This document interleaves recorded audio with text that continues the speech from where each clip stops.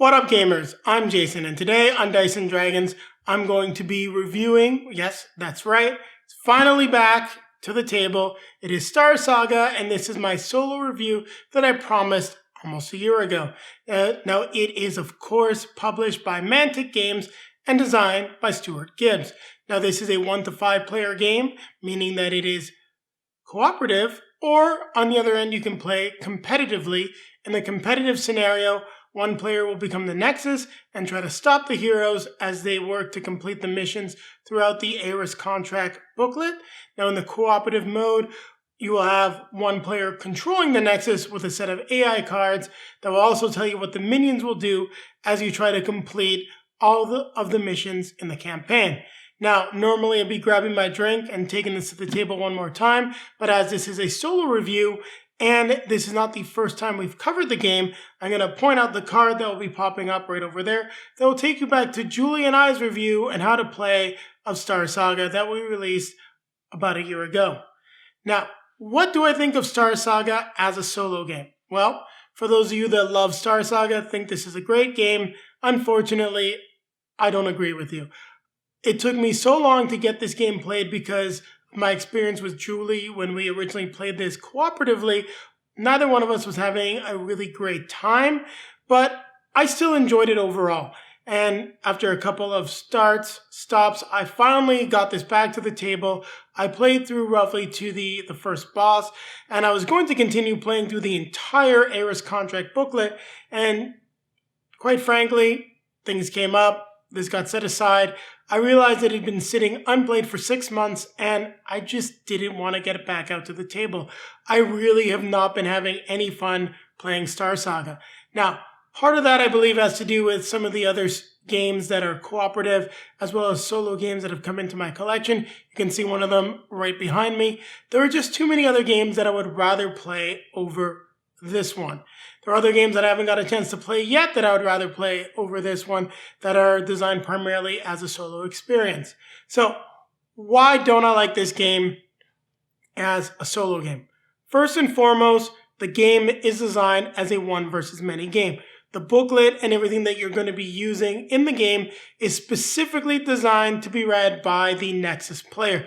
There are no modifications or things taken into account for the fact that you may play this solo or cooperatively, meaning that when you're supposed to have like a secret reveal on the map, the Nexus player can set some things out so that because they will know the entire map and set everything up as time goes along.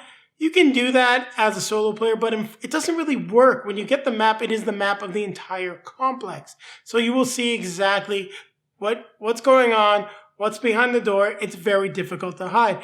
Now, there are some fan-made things, like a fan-made booklet and stuff that is designed to make the cooperative and the solo experience better, but that's something that I just can't get behind when I'm buying a game, especially at this price point, brand new. I fully expect to be getting something that is usable very well in the solo or cooperative form, especially when it's advertised as that, and that is definitely not the case. You just get too much information, and I don't think it's fun. I know what's behind every door, I can see everything, so I can try to glance away, look away. I don't know, it doesn't feel fun to play, and I really don't like setting things up as I'm playing. That's just a personal preference. Now, if that works for you and you decide to go download a fan-made booklet, go right ahead. I think you'll have a much better experience with the game than I did, but there we are. The other thing that I do have an issue with is that playing the game with the recommended characters, I quickly found myself running out of skills and different things as I was leveling up. So that's one thing I really don't like.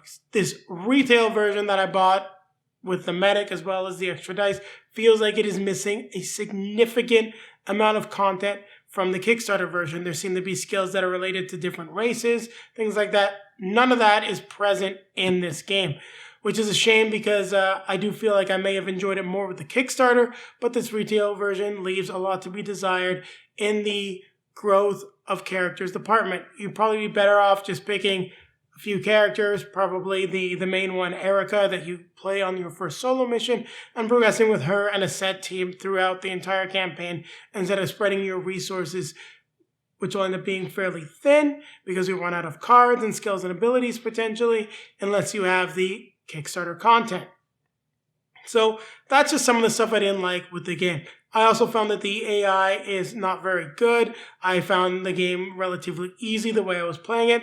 Maybe I did make a mistake with it, but I also don't find that the rules with regards to the AI are very well written and easily understandable. The process does seem very straightforward. There's lots of cool stuff in the game, like the terrain, the way line of sight works, the way you can interact with the objects, but a lot of that in my mind falls fairly flat when playing as a solo or cooperative player because you're reading the book. You have the answers.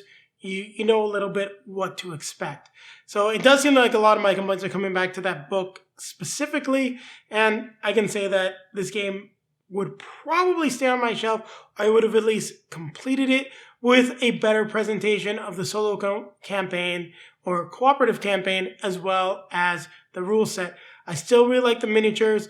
I do have some issues with the terrain miniatures. They've been warped and the game is brand new, so there's some stuff that didn't come out very well. But overall, you're getting a lot of really cool content in this box. This was my first foray into the Warpath universe by Mantic Games. And while I was a little let down, I do understand why people like that universe, those miniatures, and the setup. I also think that one of my main issues with Star Saga is that the game, for something that came out in 2017, feels dated. There are better cooperative games that I have on my shelf that are not dungeon crawlers that I'd rather play. There are better cooperative dungeon crawlers that I have that I would play over this. Also, the Sci-Fi realm has been getting more and more games over the last couple of years. If you're looking for a solid, fun, one-off dungeon crawl experience, Zombicide Invader is arguably the best version of that, which I much prefer to playing Star Saga. I've gotten a few plays in of Sine Tempore, which is a great dungeon crawler, especially with regards to the sci-fi elements, leveling up, your characters going through these multi-branching campaigns with all the expansions. It's just a lot cooler.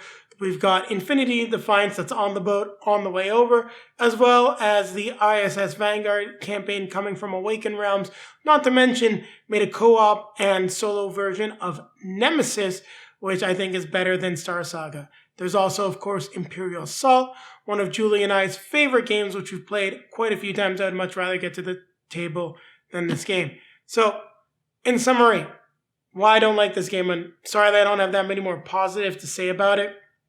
Just in terms of the solo cooperative experience, feels half-baked, not fully developed. This is clearly a one versus many game.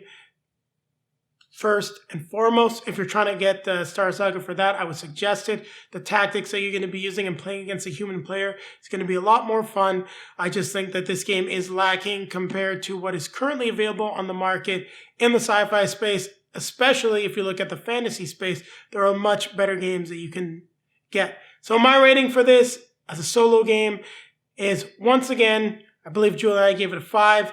Because of the components, I'm going to give it a 5. It may have gotten a lesser score if it wasn't for the fact that the miniatures are really awesome, but there are other Mantic games that I can suggest if you want a great dungeon crawl experience. Just pick up Hellboy the board game. It is a much better cooperative and solo game than Star Saga.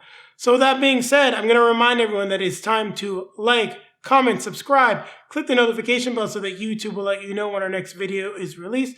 Also, down below in the video description, you can find links to all of our social media feeds, Facebook, Twitter, Instagram. If you'd like to see pictures of Julie and I playing Star Saga, well, I don't think there's any from us playing. They'd probably be way back. There's some from a few months ago of me playing the game. You can check them out there. And then popping up in front of me are going to be links to some of our previously released videos. Our most recently released video will be over here. And the one over here will take you back to our review and how to play of Star Saga from 1 year ago. And with that said, well, I don't really have anything else to add. Don't forget, keep playing games.